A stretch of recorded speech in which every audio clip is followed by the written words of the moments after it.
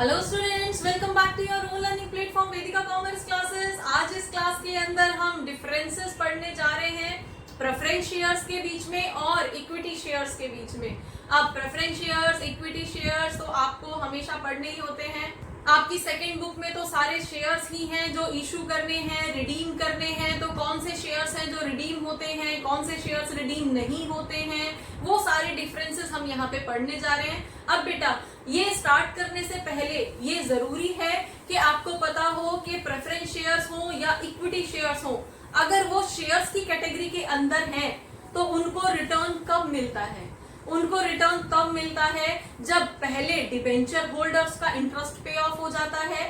Bank से अगर loan लिया है तो उसका इंटरेस्ट पे ऑफ हो जाता है, मतलब जो फिक्स्ड लायबिलिटी कंपनी के ऊपर है लोन की फॉर्म में, लोन के इंटरेस्ट की फॉर्म में, वो पहले पे ऑफ हो जाती है। उसके बाद में टैक्स पे होता है और उसके बाद में जो अमाउंट बचता है वो अमाउंट डिविडेंड के नाम पे शेयर होल्डर्स को दिया जाता है।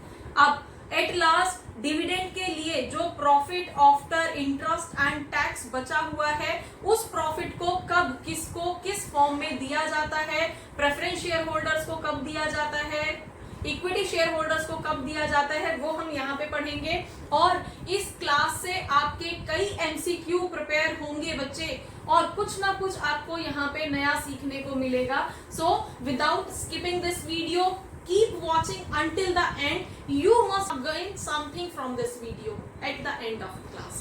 Fine. So without wasting time, let's start. Like first is right to dividend. अब ये तो पता ही है ना कि अगर वो शेयर है तो शेयर के बदले में जो रिटर्न मिलेगा उसको तो हम डिविडेंड बोलते हैं। तो यहाँ पे राइट टू डिविडेंड, किसको कब कितना डिविडेंड दिया जाएगा, तो हमेशा नाम से समझ में आ रहा है ना, प्रेफरेंस शेयर, तो प्रेफरेंस शेयर होल्डर को फर्स्ट प्रायोरिटी दी जाएगी। तो जो भी profit after interest and tax आएगा उसमें से सबसे पहले जो अमाउंट है, डिविडेंड अमाउंट है, वो सबसे पहले प्रेफरेंस शेयर होल्डर्स को पे किया जाएगा। नाम से ही समझ आ रहा है प्रेफरेंस शेयर्स, तो प्रेफरेंस तो इन्हीं को दी जाएगी ना। तो डिविडेंड लेने का राइट जो है सबसे पहले इन लोगों का होता है। डन। अब उसके बाद में जो बचा होगा वो इन लोगों को मिलेगा, जो भी लास्ट में बचेगा इनको देने के बाद। अब इनको देने के बाद इसलिए कई बार इसको हम ओनर ऑफ द रेजिडुअल भी बोलते हैं, ओनर ऑफ रेजिडुअल। इसका मीनिंग क्या है, बचे कुचे का मालिक। बचे कुचे का मालिक मतलब सबसे पहले तो देखो कंपनी को जो प्रॉफिट हुआ था वो डिबेंचर होल्डर्स को चला गया, बैंक को चला गया इंटरेस्ट के नाम पे, फिर गवर्नमेंट को चला गया टैक्स के नाम पे, बाद में जो बचा वो शेयर होल्डर्स को मिलेगा। उसमें भी शेयर होल्डर्स दो तरह के हैं, तो प्रेफरेंस शेयर होल्डर्स को पहले मिलेगा, तो लास्ट में जो कुछ बचा है वो इन लोगों को मिलेगा, इक्विटी शेयर होल्डर्स को। तो इनका जो टर्न आता है, इनका जो नंबर आता है वो सबसे लास्ट में आता है। ठीक है, तो हम यहाँ पे नेक्स्ट भी लिख सकते हैं और इसको लास्ट भी लिख सकते हैं। सबसे लास्ट में इनका नंबर आता है कि इनको डिविडेंड देना है। क्लियर। नेक्स्ट पॉइंट है रेट ऑफ डिविडेंड। अब प्रेफरेंस शेयर्स जो है, प्रेफरेंस शेयर्स इक्विटी शेयर्स और डिबेंचर्स के बीच की कैटेगरी है, मतलब उसमें थोड़ी सी प्रॉपर्टी तो डिबेंचर की होती है और थोड़ी सी प्रॉपर्टी शेयर्स की होती है, इक्विटी शेयर्स की होती है। दोनों को मिक्स करके एक प्रेफरेंस शेयर बनाया जाता है। तो यहाँ पे अगर हम रेट ऑफ डिविडेंड की बात करते हैं तो यस, यहाँ पे इनका जो रेट है वो फिक्स्ड होता है पहले से ही। जैसे डिबेंचर्स का डिसाइड होता है ना कि इतने % अमाउंट रेट ऑफ रिटर्न आपको दिया जाएगा, सेम वैसे ही यहाँ पे भी प्रेफरेंस शेयर होल्डर्स को भी प्रॉमिस की जाती है कि इतने % का rate of return of dividend आपको पे किया जाएगा। ठीक है, और इन लोगों का बिचारों का, इनका तो कोई भी रेट डिसाइडेड नहीं होता, जो बचा हुआ है वो इनको मिलेगा, चाहे वो कम है चाहे वो ज्यादा है। और कई बार तो ऐसा भी होता है कि कुछ बचता ही नहीं है, यहाँ तक आते आते इन्हीं लोगों तक खत्म हो जाता है, तो इन लोगों को बिचारों को कुछ मिलता भी नहीं। ठीक है, इसीलिए सबसे ज्यादा जो रिस्की कैटेगरी है वो ये वाली होती है। ठीक है, फिर भी लोग इन्वेस्ट करते हैं। अब क्यों इन्वेस्ट करते हैं ये अलग टॉपिक है। अब इसके लिए एक अलग क्लास बनाएंगे, तब डिस्कस करेंगे कि इक्विटी शेयर्स इतने रिस्की होने के बावजूद भी क्यों लोग ये इक्विटी शेयर्स खरीदते हैं, वो हम बाद में डिस्कस करेंगे। ठीक है, तो हम नेक्स्ट पॉइंट पे आते हैं, that is arrears of dividend. Arrears का मतलब क्या होता है? अरियर्स का मतलब होता है अमाउंट इकट्ठा होते चले जाना। इकट्ठे होते चले जाना मतलब हमारी इनकम है, होनी है, लेकिन हमें नहीं मिली है, लेकिन हो क्या रहा है, बैंक में वो इकट्ठी हो रही है और फिर इकट्ठी होके एक साथ मिल जाएगी, तो वो अरियर बोला जाता है ना। सेम वैसे ही यहाँ पे भी डिविडेंड अरियर हो सकता है क्या? यस, यहाँ पे डिविडेंड अरियर हो सकता है। प्रेफरेंस शेयर्स के केस में अगर आपने क्यूमुलेटिव प्रेफरेंस शेयर्स खरीदे हैं, अगर आपने प्रेफरेंस शेयर्स खरीदे हैं और इस साल कंपनी को प्रॉफिट नहीं हुआ है, तो ऐसे केस में इस साल का प्रॉफिट ऐड होके नेक्स्ट ईयर आपको दे दिया जाएगा। ठीक है, मतलब इस साल का प्रॉफिट ऐड हो जाएगा, नेक्स्ट ईयर का ऐड हो जाएगा, और जब भी कंपनी को प्रॉफिट होगा तब उस टाइम पे कंपनी पूरा पिछला सारा हिसाब जो है आपका कंप्लीट कर देगी और आपको सारा क्यूमुलेटिव अमाउंट दिया जाएगा। ठीक है, लेकिन अगर हम इक्विटी शेयर होल्डर्स की बात करते हैं तो यहाँ पे तो ऐसा कोई राइट नहीं होता। अगर कंपनी को प्रॉफिट हुआ है और प्रॉफिट होने के बाद अगर profit after interest and tax में कुछ बचा है, प्रेफरेंस शेयर होल्डर्स को भी देने के बाद अगर कुछ बचा है तो इनको मिलेगा, अदरवाइज तो इनको नहीं मिलेगा। इनको ये क्यूमुलेटिव वाला तो ऑप्शन है ही नहीं, दूर दूर तक भी नहीं है इनके पास, तो बेचारों के पास। ठीक है, तो नेक्स्ट आपके पास कन्वर्ट प्रेफरेंस शेयर्स को। यस, अगर आपने कन्वर्टेबल प्रेफरेंस शेयर्स खरीदे हैं तो आप अपने प्रेफरेंस शेयर्स को कन्वर्ट करा सकते हो अपने इक्विटी शेयर्स में।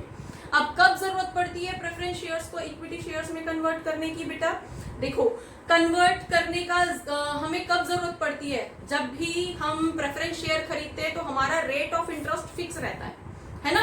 तो कंपनी को अगर प्रॉफिट हुआ है, अगर कंपनी को नॉर्मल प्रॉफिट हुआ है, तो प्रेफरेंस शेयर होल्डर्स उसी रेट से अपने प्रेफरेंस शेयर्स को रिडीम करा लेते हैं और रिटर्न ले लेते हैं, डिविडेंड ले लेते हैं, डन। लेकिन अगर कंपनी को एक्स्ट्रा ऑर्डिनरी प्रॉफिट हुआ है तो वो क्या होगा? फिर वो उतना लिमिटेड, अब प्रेफरेंस शेयर्स का तो सपोज 8% डिसाइडेड था, 8% रिटर्न मिलेगा और बस बचा हुआ सारा इनको मिलेगा। इसीलिए तो ये equity share holders equity shares खरीदते हैं, है ना। तो बचा हुआ सारा इनका हो जाएगा। ऐसे केस में अगर प्रेफरेंस शेयर होल्डर ने अपने प्रेफरेंस शेयर को कन्वर्टेबल ऑप्शन के साथ खरीदा है, ऑब्वियसली थोड़ी एक्स्ट्रा फीस उसको देनी पड़ी होगी, लेकिन अगर उसके पास ये ऑप्शन अवेलेबल है कन्वर्टेबल प्रेफरेंस शेयर्स का, तो वो उस टाइम पे अपने प्रेफरेंस शेयर को कन्वर्ट करा के इक्विटी शेयर्स में कन्वर्ट करा लेगा, टर्न करा लेगा, और फिर इक्विटी शेयर्स के अकॉर्डिंग उसको ज्यादा डिविडेंड मिलेगा।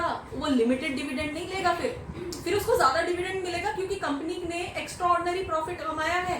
तो लिमिटेड अमाउंट बैंक को इंटरेस्ट के नाम पे दिया, लिमिटेड अमाउंट डिवेंचर होल्डर्स को इंटरेस्ट के नाम पे दिया, लिमिटेड अमाउंट इनका भी था, बस लिमिटेड था ना, बाकी सारा बचा हुआ तो इन्हीं का था। तो ऐसे केस में वो अपने शेयर्स को कन्वर्ट करा सकता है। ठीक है, तो इनके पास यस ये राइट होता है, लेकिन ये तो अगेन सबसे ज्यादा रिस्की कैटेगरी में है ना बेचारे, इनको तो कुछ नहीं मिलेगा।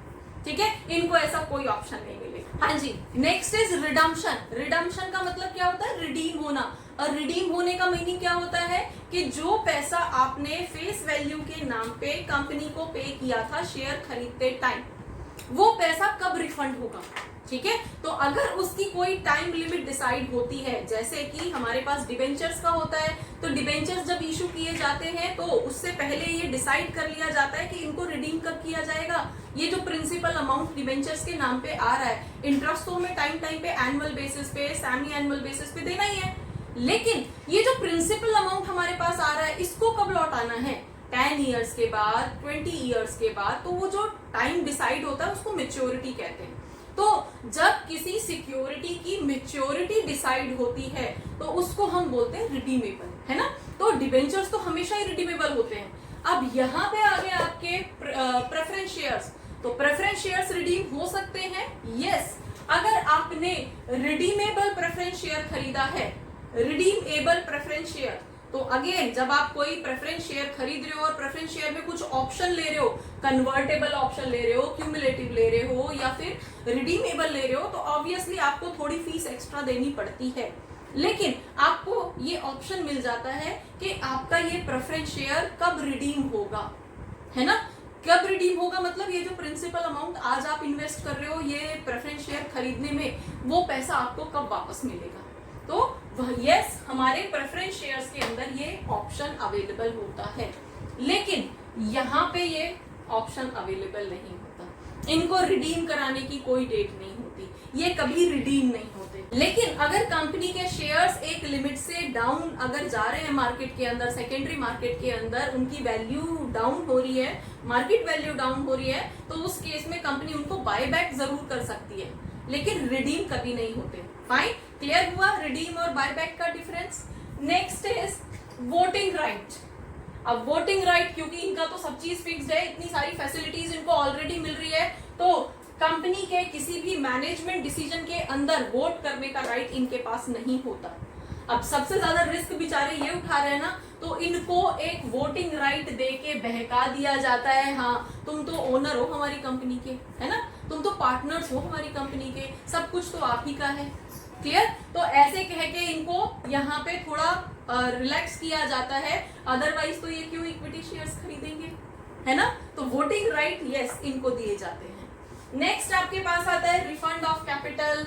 अगर आपने कैपिटल की फॉर्म में भी क्या शेयर्स की फॉर्म में कंपनी ने पैसा कॉल किया था ना पब्लिक से, किस लिए कॉल किया था, कैपिटल के नाम पे ही तो कॉल किया था, शेयर कैपिटल ही तो है। तो अब इसका रिफंड कब होगा, या तो वो रिफंडेबल होंगे या तो वो रिडीमेबल होंगे, तो रिडीम कर दिया जाएगा या उनको बायबैक कर लिया जाएगा अगर कोई सिचुएशन ऐसी आई तो।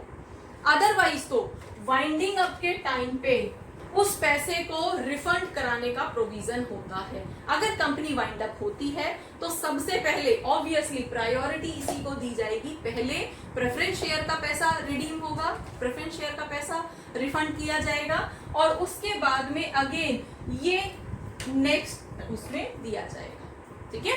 इसके बाद में जो भी पैसा बचेगा फिर इन लोगों का लौटा दिया जाएगा। क्लियर। नेक्स्ट आपके पास आता है right to participate in management decision. अब यहाँ पे हमने बोला था ना कि इसको वोटिंग राइट नहीं है, तो मैनेजमेंट के किसी भी डिसीजन में पार्टिसिपेट करने का इसको राइट नहीं है ना। अब वोटिंग राइट के नाम पे तो इसको बहकाया हुआ है ना, तो मैनेजमेंट के किसी भी डिसीजन में पार्टिसिपेट करने का राइट इनको होता है। लेकिन अगर ये शेयर्स आपने एक मेजोरिटी में खरीदे होंगे, तो अगर आपने 10 शेयर 20 शेयर खरीदे होंगे और फिर आप लीडर बनते हो, अच्छा हमने तो इक्विटी शेयर खरीदे हैं तो हमें तो राइट है उस कंपनी के किसी भी डिसीजन में कि मीटिंग में जाने में या किसी भी डिसीजन में पार्टिसिपेट करने का, ऐसा नहीं है, कोई घुसने नहीं देगा कंपनी के अंदर। क्लियर। तो अगर आपके पास ये मेजोरिटी के अंदर शेयर्स होते हैं, आपकी होल्डिंग में मेजोरिटी ऑफ शेयर्स होता है, तब आपको ये राइट दिया जाएगा। क्लियर। अदरवाइज तो नहीं दिया जाएगा, जनरल पब्लिक को ये राइट नहीं दिया जाता। अब ऐसे तो कितनी पब्लिक ने शेयर्स खरीदे हुए हैं ना, किसी ने 10, किसी ने 20, किसी ने 100, किसी ने 200, तो ऐसे लोगों को जिनके पास इतने माइनर नंबर के अंदर इक्विटी शेयर्स हैं, उन लोगों को कोई राइट नहीं दिया जाता, ठीक है। राइट किसको मिलता है, जो मेजोरिटी में शेयर्स रखता है अपने पास। क्लियर। तो होपफुली प्रेफरेंस शेयर्स और इक्विटी शेयर्स में आपको डिफरेंस क्लियर हुआ होगा। अब ऑथराइज्ड कैपिटल क्या होती है, इशू कैसे होते हैं, बाकी कैपिटल को किस तरह से आगे इशू किया जाता है, पैसा कैसे कॉल किया जाता है, हम नेक्स्ट क्लास के अंदर करेंगे। For more keep watching, keep learning. Thank you.